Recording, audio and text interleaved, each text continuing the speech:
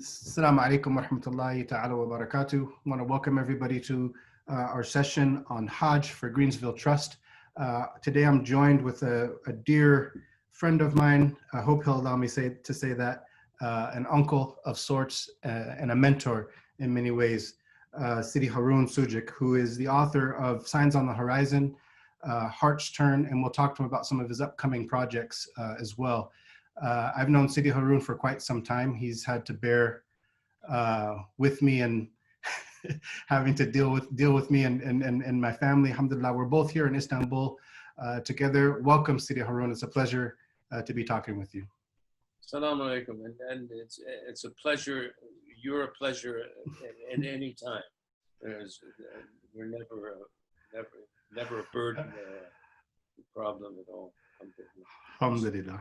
Alhamdulillah. Sidi Haroon, we're going to talk a little bit about your time and your Hajj experiences, and I know you spent ample time living in Mecca Mukarramah as well. But before we get into that, you're a storyteller, and stories always have to start somewhere. And so, for those who might not know any of your past or any of your history, why don't we start with a little bit of where you grew up? What was life like for you as a child growing up? Were you born Muslim? What was going on in the world? What was going on with you?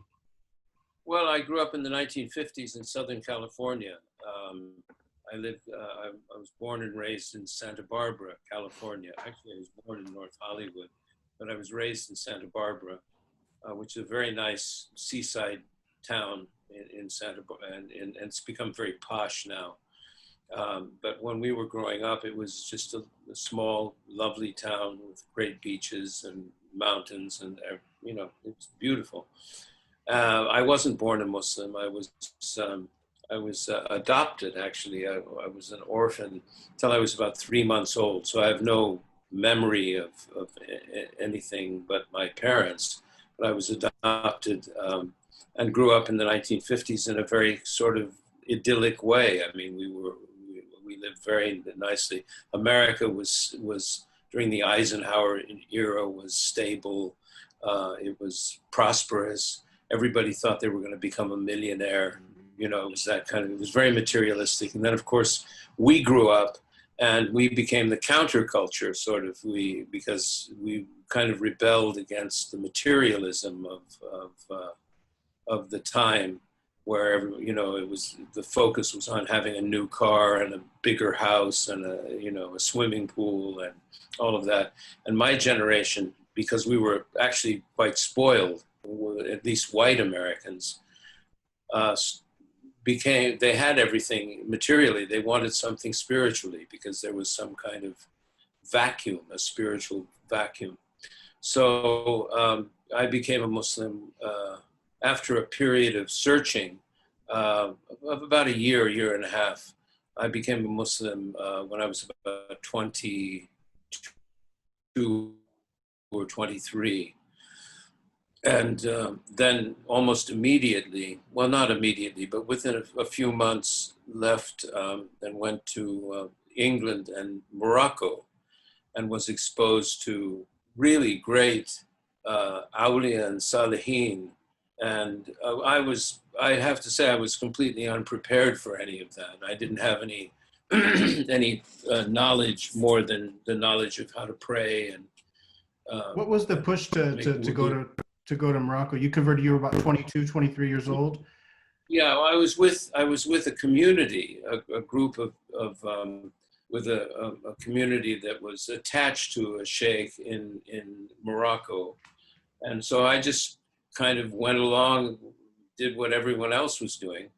But the encounter with great awliya had a massive effect on me. I mean, it made this very profound impression, and not just on me alone, on my brothers and sisters who were with me during that period. And then I ended up living in England for some time, shifting between England and Northern California for a while. And then I got married, tried to get to Saudi Arabia, couldn't get a visa at that time. So I settled in Egypt and, you know, I went back and forth. Anyway, it's a long story, but I began to learn my Islam very gradually, not in any formal way, though. How do you mean? And how would how was it What done? else do you want me to say? Anything else about that? No, but I'm curious as to how that was received. A young 20-year-old, early 20s, heading off to Morocco. How was that seen by your family and by peers, perhaps that maybe weren't Muslim and hadn't done those type of things? Well, I kind of lost touch with a lot of my peers. I mean, I have friendships now that have gone, you know, that go back to my childhood. I still have friends who I know, but there was a period when after I entered Islam, where I basically, I didn't I just didn't see people. I severed my connections in this because I wasn't in LA anymore. I was away, and my parents were, I have to say, were very traumatized because when I was young, everybody thought I was going to be like, I don't know, a movie star or something, you know, because I had started in the theater and as a performer when I was very young, like 8 years old, and I was very talented, and I was on a kind of track to become successful in some way or other. But You were I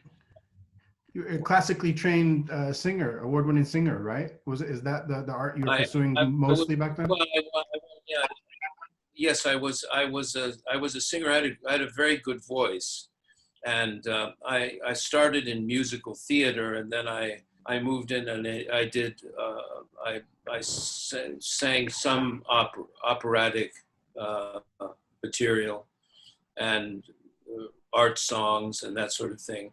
So I was classically trained, but actually I won an award that was funded by Frank Sinatra when I was at the university. And one of the judges was his arranger, who was a very well-known arranger. And I'd done a very eclectic kind of set of very wildly different kinds of song. And so I think he picked up that I didn't really know where I was going. So he came up to me after this and he just looked at me, he said, "You're a folk singer." And I was offended at that because I was classically trained. You know, I thought, you know, if you're a folk singer, you're not supposed to have a classically trained, you're supposed to have a rough voice or a working man's voice or something. And I was kind of offended, but he nailed me at that point because this has been something that I feel very comfortable with storytelling, and folk singing is storytelling. Musical theater is storytelling, for that matter. And I've ended up basically doing that for a living, but as a writer, not as a performer. So anyway, I mean, I've written a section in Heart's Turn that describes my journey spiritually through that period in my life when I was a young actor. And so, I mean, I would encourage anyone who's for some reason interested in reading about that to get Heart's Turn and have a look. It's sort of fun to read that part of it anyway.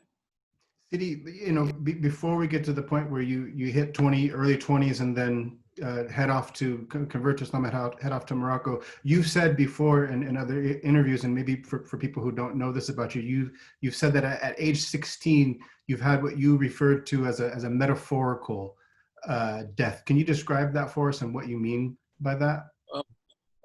Well, when I was 16, I've said this before. The only thing I was really into, I was pretty shallow, I have to say. The only thing that I was really interested in was theater, music, and girls. How many really deep 16-year-olds do you know, Sidi? Well, I don't know. I'm just saying that was what I was about. So I guess I was fairly typical, and I didn't have any kind of trauma or anything to make me think about anything profound. But I was in a play in the, or in a musical, in youth theater. And I remember coming back from, I think it was from a date, probably. I think when I was 16, I was able to drive. So I had a little car, and I was on my way to sleep, and then suddenly I experienced a kind of sudden and very powerful metaphorical death, where I lost my senses one by one by one by one. My hearing, my speech, that was metaphorical. It wasn't physical, but I had this deep and very frightening experience of death, and where I ended losing my breath. And sorry about that. I'm losing my breath, or the idea of breathing. And I was in a kind of abyss. And I remember saying, if I'm not all of these things, if I'm not all these senses, who am I? Who am I? I was really in an abyss, and it was very, very frightening for me. And when I kind of recovered, I literally got up and looked in the mirror to see if I was still looked the same, or I was still there. It was that powerful. And it disoriented me for weeks after that. I broached the subject to my parents, because I thought, well, they're adults. They must have gone through this. They can tell me. And they were kind of nervous about that. I mentioned that to them, and they were uneasy. They didn't have any response. And I had a girlfriend. I mentioned it to her, and I drew a blank with her. She didn't relate to that. So in the end, I kind of gave up. I thought, well, I'm never going to be able to resolve this on my own. But it was very, very disorienting. Years later, when I was on a spiritual search, I came across the writings of Ramana Maharshi, who was a great Hindu sage who had when he was 16, he had exactly the same experience. Only in his case, it was permanent. He was in a state of permanent annihilation, or I don't know what it was, but he never got out of it. This contemplation of death. And so his meditation for his disciples was, who am I? Nanyar, who am I? And that experience hovered over me. I mean, I carried on. I still wanted to be, a famous actor or singer or something. I was still ambitious. It didn't change me in that way, in any kind of, existential way, but it had a very profound effect on my awareness of things. And so when I began to have an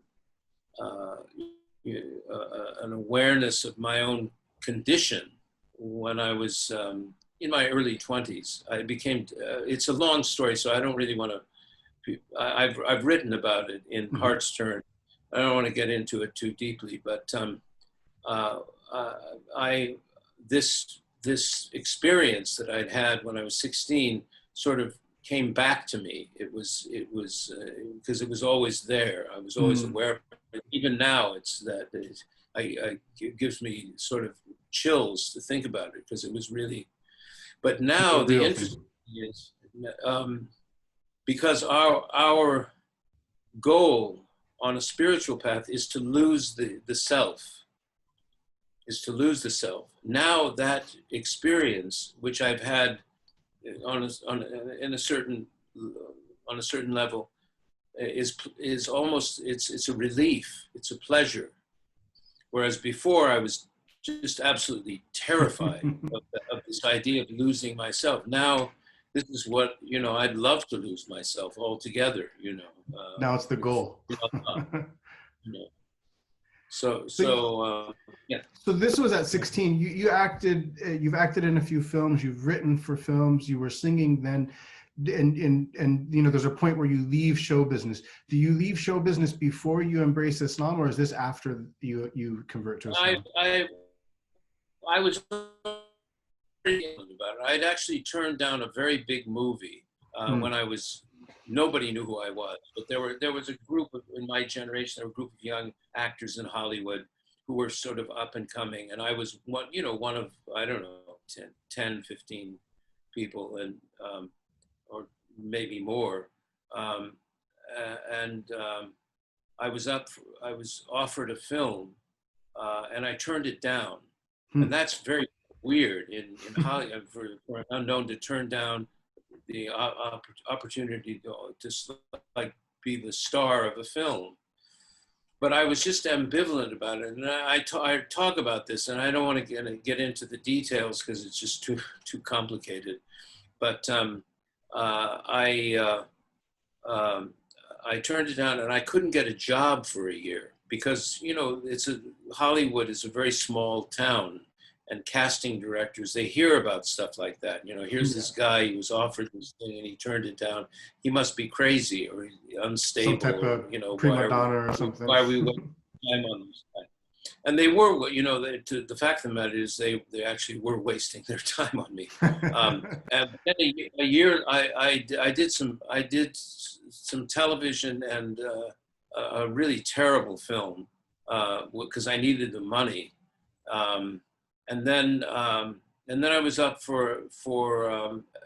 and this was about the time that I entered Islam. And there was things that got in the way. I mean, I got sick. I couldn't work for a while, which made me start reading because I was kind of bedridden and I couldn't do anything. So I started reading about mind control and spirituality and all kinds of things like that.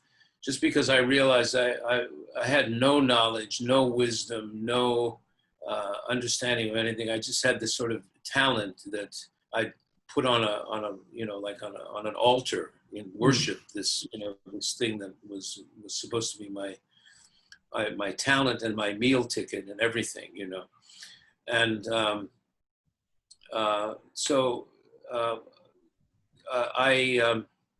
anyway, I was offered another role by the same director that offered me the first role, and I turned that down too.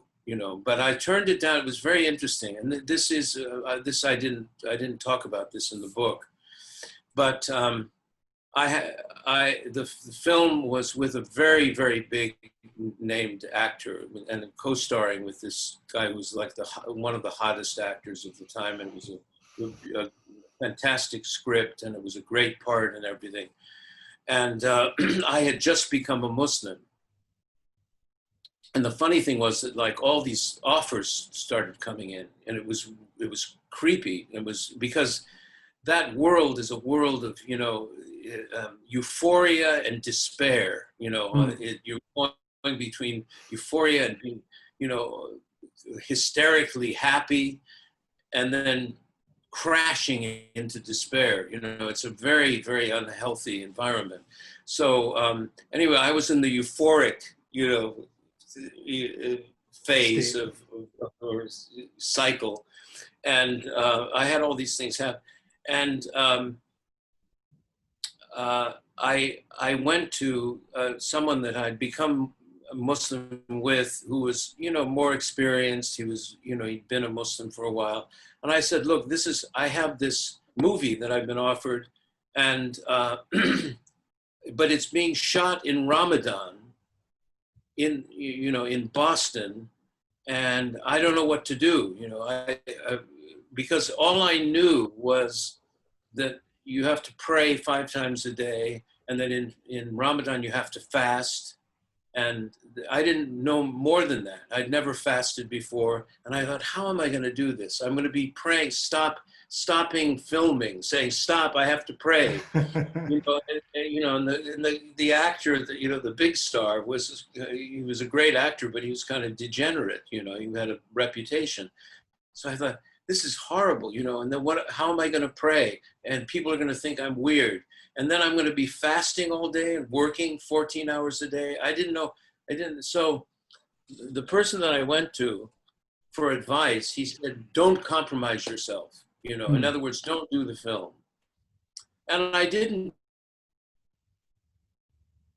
I I just said, look, I'm out. I'm out of this business because I can't. I don't know how to uh, Negotiate. reconcile all these things.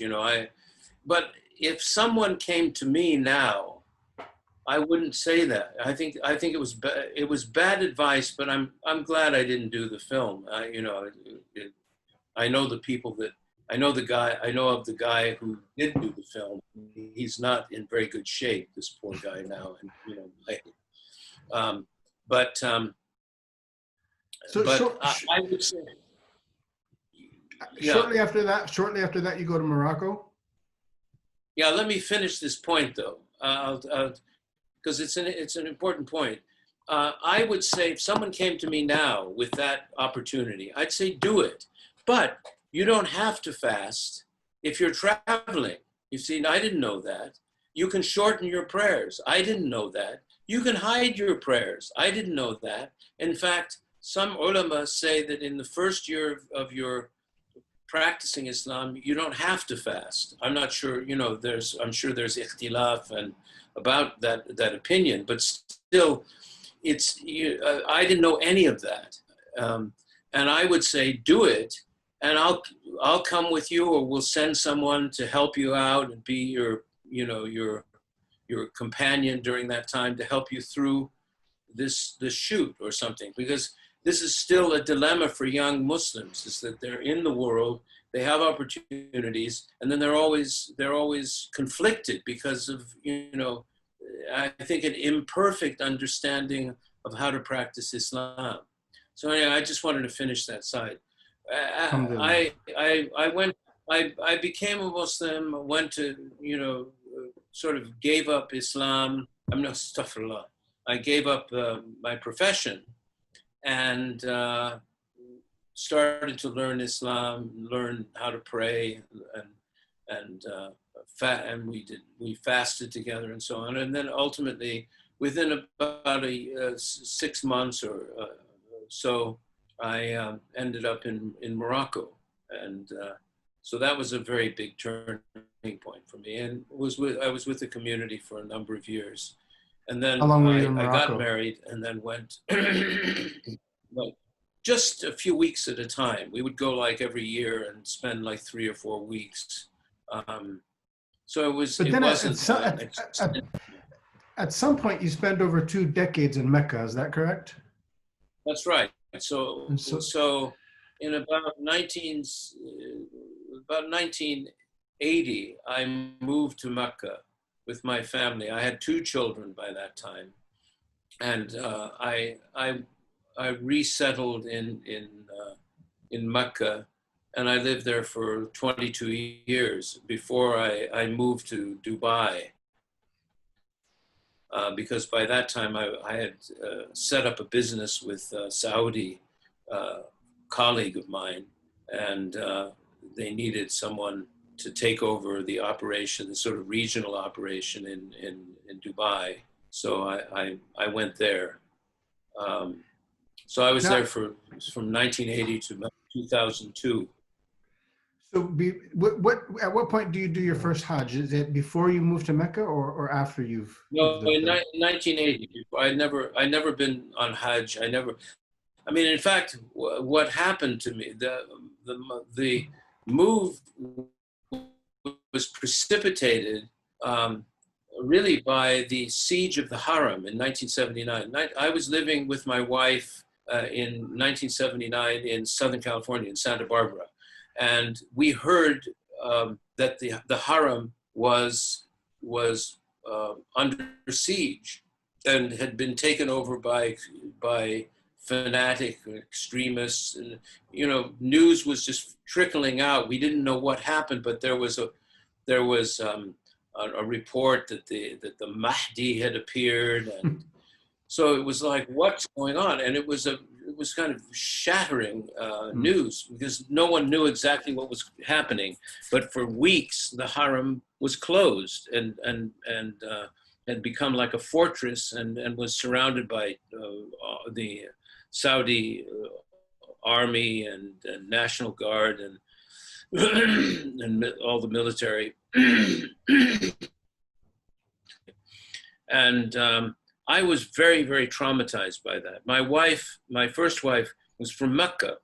So we were always planning to try to get to Mecca at one time or another, but we had kind of settled in Southern California. And so one afternoon, I think it was after Dhuhr or Asr, I asked Allah, I was very, in trauma really about this.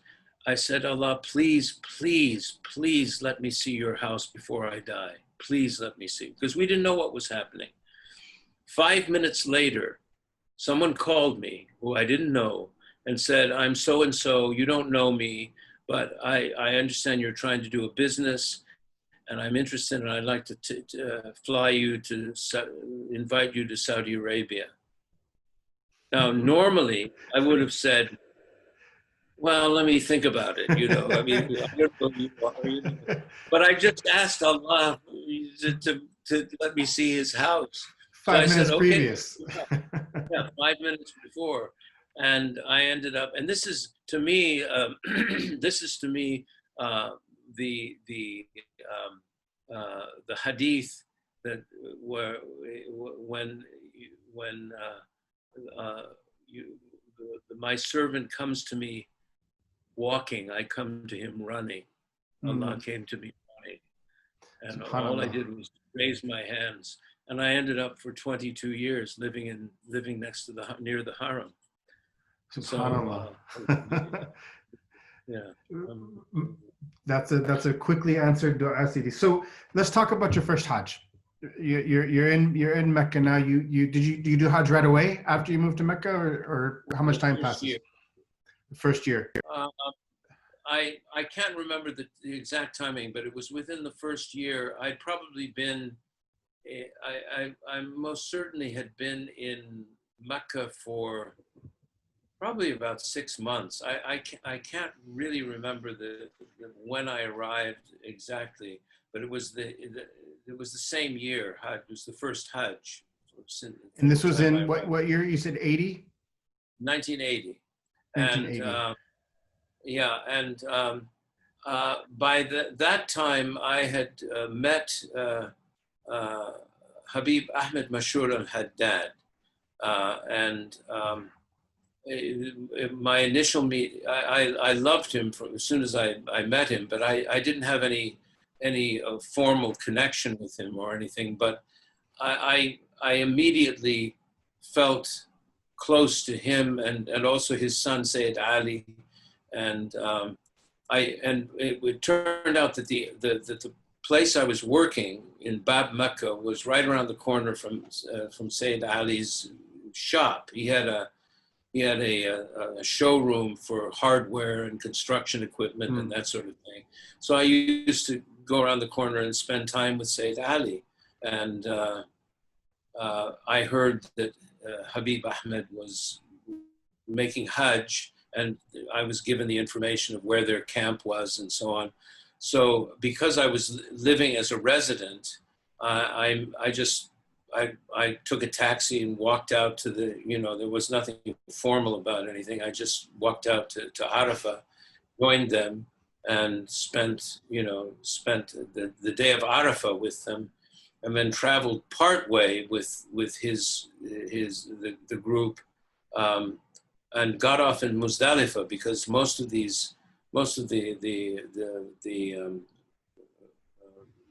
murids and the people in his entourage had made Hajj multiple times, so they skipped Muzdalifah, and I didn't feel that I could do that, so I got off at Muzdalifah. So I spent the day of Arafah with Habib. On your very first Hajj.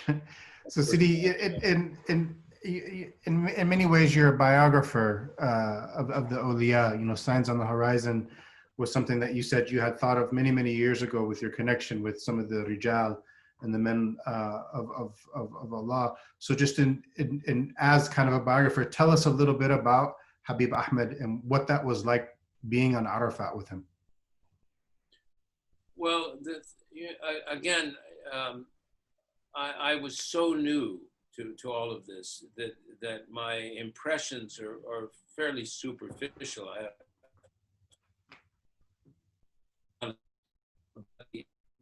what struck me was how he was in a state of incredible awe.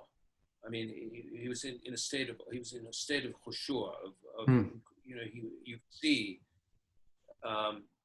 and reverence for the day, and he ordered everyone to recite Kul Huwallahu Ahad 1,000 times, which is Mashallah.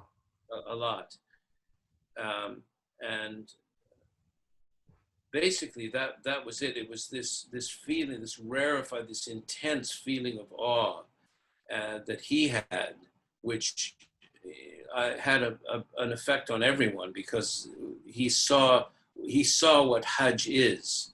And he made Hajj every year until his health failed, and you know, and he had a very, and the other thing was that the Mutawif was a murid, was one of the Ba'alawi, you know, murids. And so the whole, you know, the whole environment was charged with people of great piety.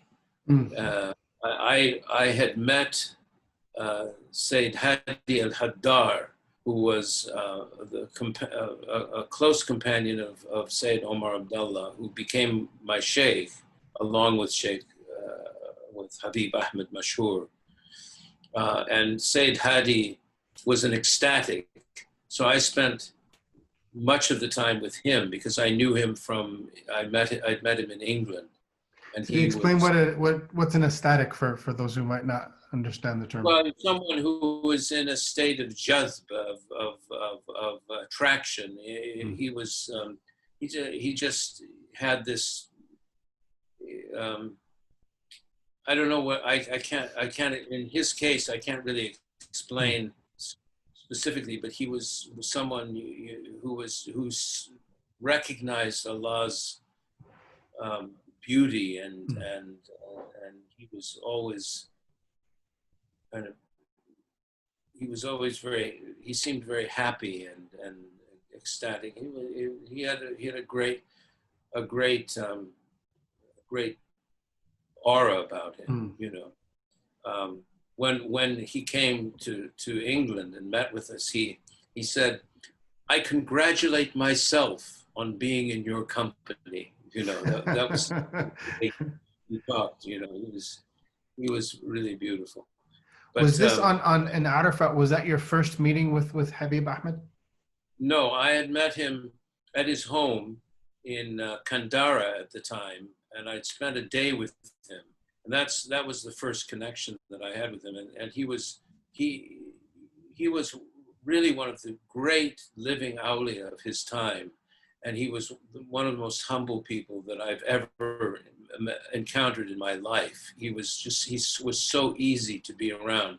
And this is one of the things that I've noticed about the authentic, the real traditional awliya of this time. I mean, for what, you know, according to my own limited perceptions and knowledge and so on, is that they're very easy. They're not stern, they're not majestic, if they're majestic, they're easy even, you know. I mean, Habib Abdul Qadir Sagaf was a majestic human being. I mean, he was very majestic, but he wasn't frightening. He was very humble, but he had this, you know, you felt you were in the presence of someone who was really, you know, majestic. Whereas Habib Ahmed was very easy. He made you feel comfortable. You know, he wasn't, you know, everything, and yet he was one of the really great friends of Allah of our time. And I was lucky to be able to spend time with him. How many years did you spend with Habib Ahmed Zaini? Well, I was with him off and on.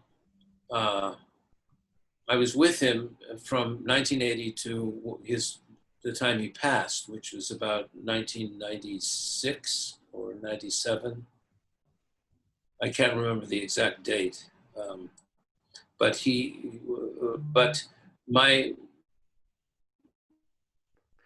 So I think what's curious is how does an American from Santa Barbara, Los Angeles, California convert end up in Mecca, befriending one of the greatest awliya of our time? How does Well, someone, I was doing one of these book tours and was talking and so on, and someone stood up and said, "I guess you're like a Sufi Forrest Gump," you know, and, what I said, I didn't really like that film, but I understand what you mean. I'm kind of an idiot who just stumbled into the company of these people. I seriously, I don't know. I certainly don't think I deserve anything, and having been with these people, and I didn't expend myself that much. I mean, there are some people like our dear beloved friend Sheikh Hamza Yusuf. I mean, he really went out of his way to learn, and he's far more learned than I am. He really went to great effort and to get knowledge. And I can't say, and you yourself, you and your family, you've gone all over the place. I haven't done that to the same extent, and I may be more impoverished for it, but I've also been lucky. I've just sort of stumbled into these. I think it's the same. It's the same with us, CD. If you're Forrest, I'm definitely Bubba. I just happened upon meeting these Really, people. I'm serious. I didn't do anything. I mean, and I kind of have an affinity for a great awliya who just had everything fall on top of them. Like Sidi Muhammad Maroon in Morocco. I mean, he was illiterate. He didn't have, and then he suddenly had all this knowledge came to him. And I'm still waiting for that. I'm still sort of hanging out, hoping. But I've been lucky. As a storyteller, Sidi Haroon, for those who weren't in Mecca in the 80s or in 1980, I did my first Hajj when I was 1998. And Right. and from that until doing a recent Umrah, just this last year, it's not the same place as it was when I went in 96. So can you describe to us, just give us a picture of what was Mecca like in 1980? Obviously it's pre-clock tower, but what's the vibe like? What's the look and feel of doing Hajj in 1980 in Mecca? Well, one thing, first of all, the gigantism of what's going on in Mecca and to some extent in Medina, the oversized buildings, the looming towers, all of these things. Many of us really dislike all that, but I have to say, I don't have much nostalgia for the way Mecca was when I first came. It wasn't a charming place. It was full of third world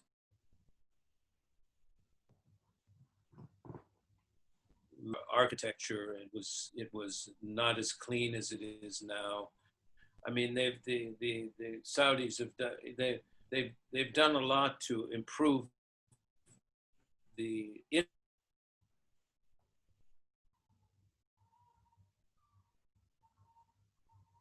infrastructure. Is very disappointing. I mean, I think most of my people, like-minded people, dislike what's happened. But I think there's also in 1980, it was pretty run down. It was kind of beaten up, and but the other side of it, I made Hajj 4 times, and 2 of those times. I did it with the Ministry of Information. So I had a different kind of perspective on the Hajj. I covered the Hajj for the ministry and also for NBC News. I was a consultant for NBC when they were the first network first year that, I think it was 1983. It was the first year that they'd ever let any network news cover the Hajj. So so I was hired as a consultant at that time. And I was incredibly impressed because, millions of people descend upon Mecca. And when they all leave, they leave behind, it's full of garbage and, refuse and everything. And within 24 hours, it's all gone. Wow. They cleaned it up. It was they've done some very impressive things. So, but on the other hand, one of the things that's to me has been troubling is that poor people vanished. I mean, they still make Hajj, I suppose, but you don't see them around the Haram. In the old days, I'd lie down and sleep with all the Hujjaj. If I was staying up all night in Tawaf or something and I get tired, I just go and lie down. The Hujjaj, you can't do that anymore. Sidi, we did the same in '98. We didn't have hotels. We slept on the streets. We slept on the streets of Mecca. We slept on the streets even in Medina. We stayed in some people's homes, but we were just literally laying on the streets of Mina with different Hujjaj from different countries. And when I did Hajj again later in the early 2000s, it wasn't that same. And I really missed that vibe of that Hajj, sleeping on the streets with the people. And you don't see that now. Yeah. I mean, I can understand. Yeah, I can understand the why they do it, but the effect of it is that they remove the heart and soul of the ummah in a way, the poor people, because nobody can afford. You have to have a lot of money or have saved an enormous amount of money to be able to stay in the hotels around the Haram. So they're pushed further and further outside of this city. And it's been a long time since I've made Hajj, so I don't know. The last time I made an Umrah was in 2014. So I haven't made Hajj for 6 years, or made Umrah for 6 years. But even then, in 2014, if you think about like the Jamra area, where you're throwing the stones, I'm sure that looks starkly different now in 2014 than it did in 1980 when you made Hajj. Oh, I'm sure. I didn't make Hajj, though. I made Umrah, so I don't know what they've done. They've done a lot, and I think that with apart from the commercial interests, which is troubling, I think they've done everything with the very best intentions. They're trying to figure out how you deal with so many pilgrims, because people forget this, but in about 1950 or 50, about 1950, 250,000 people made Hajj. By 1955, I forget the exact dates. I used to know this and have this information. Or 1960, there were 2 million people that made Hajj. Mm. So you had almost a 10-fold increase in the numbers, and they've been struggling with that. And this all happened because of the advent of air travel. And what used to happen is that you'd settle all of your affairs, you would pay off your debts, you would get in a caravan, or in some kind of, like a caravan, and it would take you 3 to 6 months to get to Mecca. And you knew that you might die on the way, because people did. They drank poisoned water. They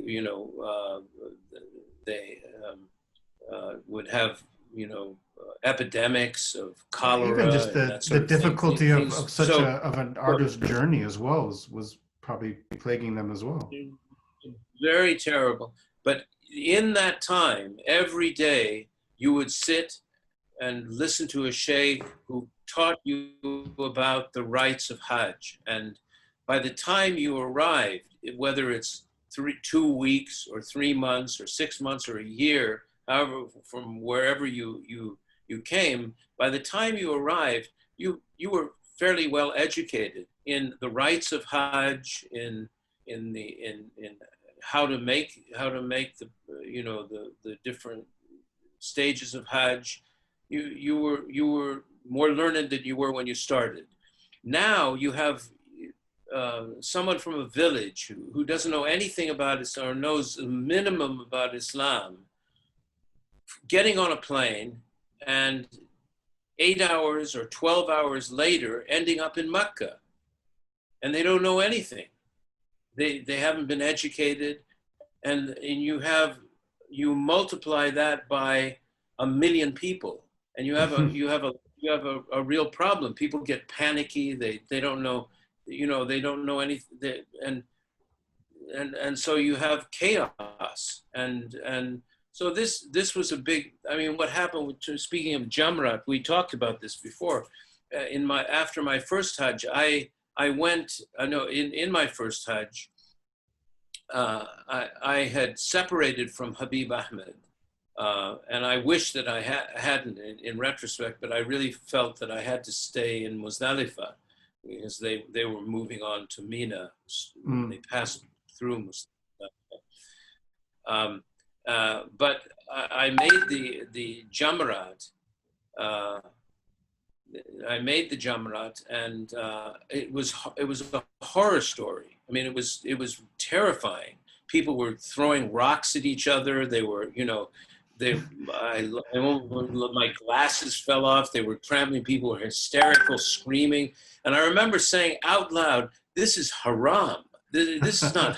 It's not even halal." This thing. I was very, very upset because people were behaving, astaghfirullah, like animals. They were really like, out of control, and it was crazy. So I was very upset. And after I finished my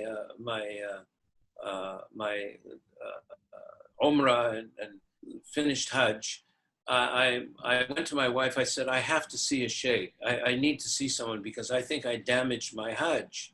So we found a sheikh. I went to an alim, and I said, look, I think I damaged my Hajj. He said, well, what happened? And I said, I went to Jamarat, and I became so angry and upset, really upset by what I was seeing. He burst out laughing, saying, you wouldn't be human if you did get upset by that. He said, of course, your Hajj is fine, I mean,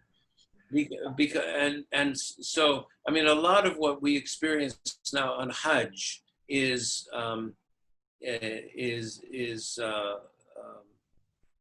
that kind of turmoil and difficulty. Now, I think that they've tried to make it much easier, and I have to say, in the subsequent pilgrimages that I performed, when I was with the Ministry of Information, they know all the angles. They know how to make Hajj, and one of the things that they don't do what's in the book. You read the book. The afdal time is this time. And so, of course, you have 3 million people reading the book going at that time. You don't have to do that. So they knew all and I have to say, the times that I made Hajj with the ministry were fantastic. It was really beautiful, because they made it, and you then could internalize your ibadah. You can relax, and it's not as fraught and difficult as it was.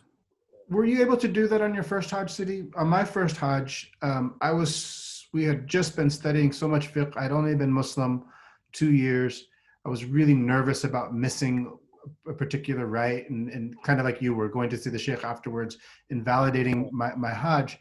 And so on my very first Hajj, I don't feel in retrospect now that I had this spiritual experience that I was hoping that I would have, because a lot of it was just kind of just going through the motions of doing the outward rituals, and I hadn't gotten a spiritual state yet to kind of sit, like you said, with Sheikh Habib Ahmed Mashal Haddad on Arafat, just completely engulfed in a spiritual state. Did you have a similar experience, Sidi, or were you a little bit more spiritually advanced by the time you did your first Hajj? No, I don't think so. I mean, I think that a lot of it is just the physical. It's the physical effort. I mean, if we've all read the passage that's in the Al-Hujwiri, Kashf al-Mahjub, of Imam Junaid. You know, someone came and said, I've made Hajj, and he said, did you do this? Did you leave the world behind? You know, he said, no. And did you do, when you threw the stone, did you kill all of, I'm paraphrasing, but, and he said, well, then you haven't made Hajj. And what he was talking about was the spiritual side of Hajj, where the heart is purified and so on. And I think it's hubris for us to think that we're suddenly going to have these exalted, internalized experiences. We have to go through the physical, it's the physicality, it's the effort. And Imam Abdullah al-Haddad, someone wept in his presence, and he said, women weep, men don't weep. Men, weeping doesn't give you anything. It's the striving that gives you a spirituality. And I think that this is what happens in Hajj, is that your effort, your striving, Allah, and it's just that we have to be, the more aware we are of Allah's presence, that Allah is with us and present with us, the more that we can internalize the experience. But I think it's the intention, and we can't expect to. I think it's one of the problems with all of us. We're impatient. We want something to happen to us. We want to have an internal, illuminated experience. But this is from Allah. This is not from us. All we can do is strive and make the rights and so on. And what Habib Ahmed, by giving us the Qul Hu Allahu Ahad, I think that's one of the ways that you penetrate that. That's a very powerful dhikr. And so you have according to your station and your stage. And as a young person, when we were young, we don't necessarily, shouldn't necessarily have these deep experiences. We're just starting out. This idea that you get on the path, and you're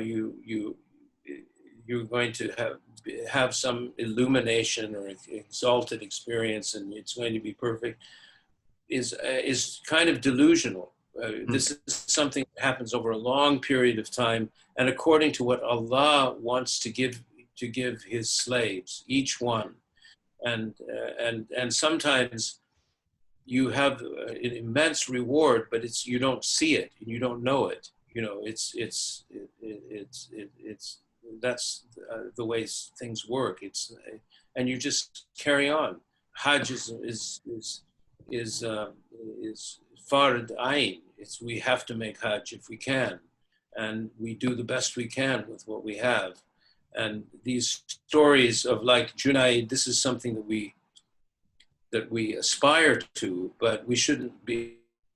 I think one shouldn't be disappointed if you come away and what you've done is gotten through the Hajj and made the effort and done the best you can, and ask on Arafah, ask for forgiveness and so on. Meaning, Sidi, that you don't think we should be going looking for these kind of outward spiritual experiences. No, yeah, exactly. I think this is something that has happened. I mean, we're spoiled. Most of us, our audience, the people who are going to be watching this, we're all a bit spoiled. We're Western. We've been raised in a kind of a culture that looks at fast results. Everything is quick. You achieve things quickly. It's a cult of youth. Old people are put over in a rest home somewhere, and young people are what you want to be like a young person. You want to do everything and this is not the way spirituality works. If you read the old tabaqat, the ancient tabaqat, you read about people who spend 40 years striving, 40 years, and this is a common figure, 40 years. and they striving far more than we all do. And we're told by Imam al-Haddad that we're no longer in the time of the muqarrabun, of the people who draw near. We're in the time of the method, what he called the tariqah, of the people of the right hand. And we live, we have families, we carry on, we have work. Imam Shazali, he said, when people come to me, if a merchant comes to me, I don't tell him to not be a merchant. If a craftsman comes to me, I don't tell him to leave his craft. This idea that you give up everything and go off into the desert and reach some exalted state. This is not the time for that. And most of the shuyukh that I've had the blessing of being able to sit with, they confirm this. Take things slowly, and Allah is the merciful. Allah will, and sometimes you can have an opening in one 1 second, unexpected. It's not from what we do; it's from what Allah wants wants for us. And so this idea of I'm going to make Hajj and I'm going to be illuminated and everything is I'm going to be sincere every second. It may not happen. It would be great if it did, but if it isn't, you should never no one should be discouraged. I think one of the things we have to remind ourselves is that we're going against the grain, most of us, people who are sincere on the path, on the path of leading to ihsan and Islam, iman, and ihsan. We're strangers now. I mean, the Prophet ﷺ said that Islam began as a stranger and it will end as a stranger. Well, we're living in this time where it's very weird to believe in God, even, much less anything, actually practicing Islam. And Islam has now, been marginalized because of all the abuses and the things that we, all of us have seen. So we're lucky, just to be able to be Muslim, and we need to be grateful for that, and don't discount it. This is, if people have whispering that you're a bad person and that you're become obsessed about your bad actions and you forget your good actions, this is shaitan. This is not, you have to remember the good things that you've done, not to make yourself special or arrogant or anything, but just remember every time we pray, there's a blessing there. Every time we say La ilaha illallah, there's a blessing. So that we don't get to a state of despair. Absolutely. Haroon, we're in a strange time. You lived through a time, you said, when the Kaaba and Mecca itself was under siege, and now we're in 2020. COVID-19 has plagued the world, and Hajj for people outside of Mecca is not happening this year, unprecedented for us. How should we as Muslims, especially Muslims from a Western community, look at this? How should we be viewing this situation that's happening with Hajj? And how can we, in our own places, kind of reinvigorate or live the vibe of these first 10 days of Dhul Hijjah, even though we're kind of quarantined, self-isolating in our homes? Well, we have to remind ourselves that everything is from Allah subhanahu wa ta'ala. Every breath we take, every glance is by the qadr of Allah. Everything that happens is, we say as a matter of course, la hawla wa la quwwata illa billah. There's no power, no strength, but from Allah. We say wa huwa ala kulli shay'in qadir. Well, that's the truth. What we're saying is what Allah wants us to understand this. We say hasbunallahu wa ni'mal wakeel. Allah is enough for us. He's sufficient for us. He's the best guardian. He's the one to take care of us. Now, that's either true or it's not true. And if it's true, Allah, this pandemic and the closure of Mecca is from Allah. It's not from the Saudi government. It's not from the virus. The virus is a sabab, is a cause, and if it's a cause. Hidden shirk or polytheism is very often described as when you say the medicine cured me. Well, you're committing shirk, hidden shirk, by saying that, because Allah cured you. Allah is everything, and that's why we can't conceive of Allah. He isn't like anything. Qul huwa Allahu ahad, Allahu samad, lam yalid wa lam yulad, wa lam yakul lahu kufuwan ahad. He isn't like anything. We can't say he's over here, he's over there. We can't put him. So everything is from Allah, and we have to remember that. And we also have to remember that Allah is the most merciful of the merciful. Sheikh Hamza Yusuf called me. I've repeated this a few times because I love this little sort of exchange we had. He called me last year. I think I was in Australia or someplace like that. And he just, out of the blue, and he said, the world is, it's just going to hell. It's really terrible. And then he paused for a minute and he said, but I'm doing okay. And I said, me too. And everybody I know, honestly, everybody I know in the middle of all this is doing okay. I mean, of course, not everybody I know. I'm not saying everybody in the world is doing okay. Of course. Some people are not doing okay. But the point is, and I think you're speaking metaphorically speaking as well. Yeah, I mean, but the point is that within the deterioration of the world, and the Prophet ﷺ said, have sabr, because you will not come to a time that isn't worse than the time before it until you meet your Lord. And I can attest to that in my lifetime. Things have gotten worse and worse. It's not getting better by any stretch of the imagination, but Allah is the most merciful of the merciful. He's the most generous of the generous. He's Ra'uf or Rahim. He's Latif or Khabir. And our job is to perceive that, is to see how Allah. And if we do this, and if we have a good opinion of Allah, Allah said, Allah is in the opinion of His slave. So have a good opinion of your Lord.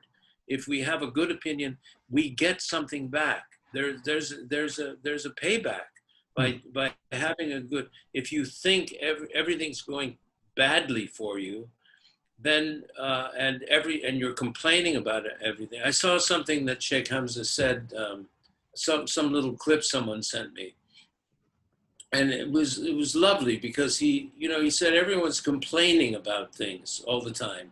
He said he was in Saudi. This is back in the day.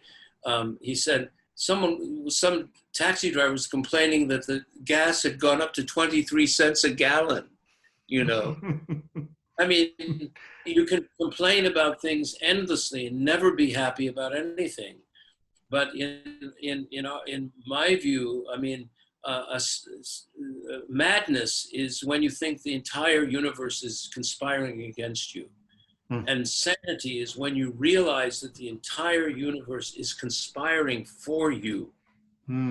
Everything is for us. Allah gave us everything, and Allah wants us to succeed. Allah wants us to, all we have to do is want this success, and Allah wants us to succeed. And we don't put we don't set the terms of that success. Allah, wa huwa ala kulli shay'in qadir. But and we're enveloped in rahmah, and I think that's one of the wonderful things in Hajj is that you see the rahmah. You see, you look at people, and okay, people get hysterical, they misbehave, they do. But if you go to especially Arafah, you walk on Arafah, and you look. These are people. Look what they're doing. Look what they're doing. They've left everything, and they're just saying, "Help me, Allah, help me." And this is really where we should this is the state that we should be in all the time. We should be in a state of need. That's a perpetual state of Arafat. exactly. We should be in need. You know, people ask me how should I come to a sheikh, someone with knowledge, with inner knowledge? I said, come with need. If you don't need anything, you're not going to get anything. Be needy. And, you know, someone the other day interviewed me about purpose.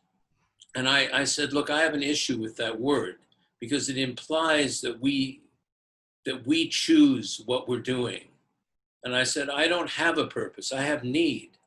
I consider myself in trouble, and I'm only existing because of Allah's great, you know, generosity and mercy to me. Otherwise I'm in trouble. You know, we're all in that way, and that's the state that we're in Arafah. You know, we're in need, and Hajj is Arafah. So what does that tell us? We're supposed to be in a perpetual state of need. I think, you know, one of the shuyukh said, if you knew the value of need, you would only ask Allah to make you needy. You know, or the value of trouble, faqa, you know, you would only ask for trouble. Of course, we don't want trouble. We want everything to be easy, especially nowadays. I think, yeah, the difficulty is handling itself. Exactly. Alhamdulillah. Barakallah fikum, Sidi. It's been wonderful to hear your story, your insights about Hajj. I would love to make Hajj with you one day, inshallah. Inshallah. You know, it's high time for me to go back there. I don't. It's become so expensive now, though. I don't know if I can afford. We'll have to find you probably still have connections there. We'll find a way to do a poor man's Hajj. We'll sleep on the streets. We'll do the Hajj that you used to be able to do that you can't anymore. I'd rather do a rich man's Hajj at this stage in my life. Don't tell him.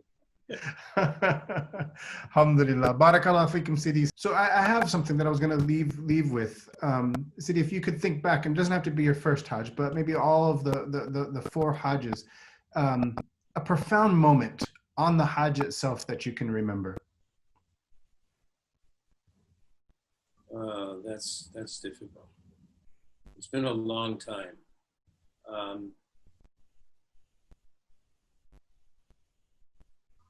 I think the moment really that was the most profound is on Arafah, when I just saw humanity, everyone, people of all sorts together, and as I said, in this state of need. That was for me very profound. I saw that, and I saw it from the first Hajj and the second Hajj. It's beautiful. It's just it's addictive. You know, I mean, I understand why anyone would want to make Hajj over and over again just for that moment.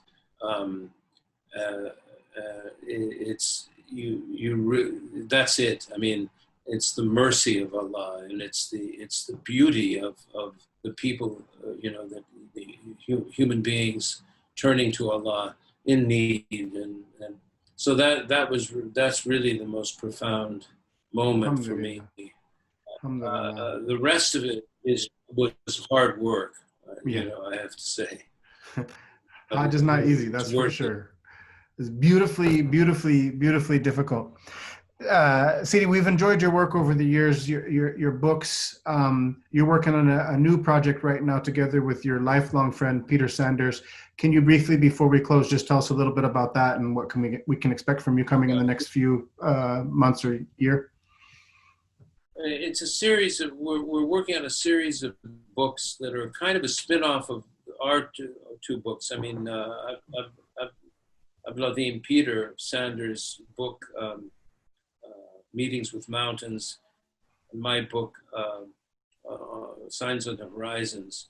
And we realized that although we expose these people very little is known about their lives. You know, we talked about our own personal experiences and so on. So we've launched a project called Exemplars for Our Time, of short, concise biographies of many of our sort of contemporary 20th and 21st century sages, including Sheikh Muhammad ibn al-Habib, Habib Ahmed Mashur al-Haddad, Sayyid Omar Abdullah, Murabit al-Hajj, Sheikh Murabit al-Hajj, Muzaffar Effendi, who was the great Turkish Jarahi sage, and so on. If we get the full funding, we still are not sure about the funding, but if we get the full funding, we'll do about between 14 and 15 biographies with photographs and you know, visuals and graphics and so on, that are easy to read, that just give you a sort of a concise picture of who these people were and what they went through. And so we're working on that, and our tentative launch date is July next year. So hopefully we'll get that. If we don't get the full funding, we'll do five biographies and see where that takes us. Yeah. So I'm working on that. Yeah. Alhamdulillah. MashaAllah. So Allah bless you, inshallah. Give that project barakah, inshallah. Give you the funding that you need to continue to do that. It's such amazing and important work, especially in this age where, you know, these saints that you have been blessed to spend ample time with and to call teachers and mentors and in some cases friends, a lot of them aren't around anymore for this younger generation.